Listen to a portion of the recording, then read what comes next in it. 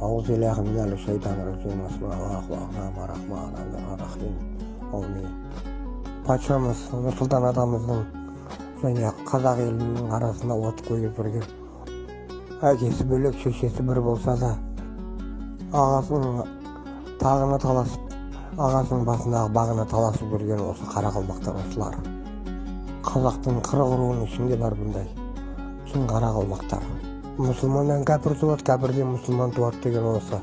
Қазақпыз деп қазақтың атын жамылған қарақалпақтар 2020 жылы қаңтарда қазақты қырғылары келді. Аузу биllahi минал шайтанир раджим. Аумин. Асма Аллаху аъзам ар-Рахман ан-Нур ар-Рахим. Аумин. Я Аллах, жәннаттан қуылған, адамнан болған шайтандардың зиянынан сақтайды. Аумин. Алла тағала бізді ұлтқа, нәсілге, тілге, дінге бөліп қойған. Біз ұлы қазақ елі Алланың барлығына, бірлігіне және билігіне иман келтіреміз. Ұлы қазақ елі мен елбасының арасына от қойып жүрген сиқыршы еврей ата жаулар қалмақтар осы.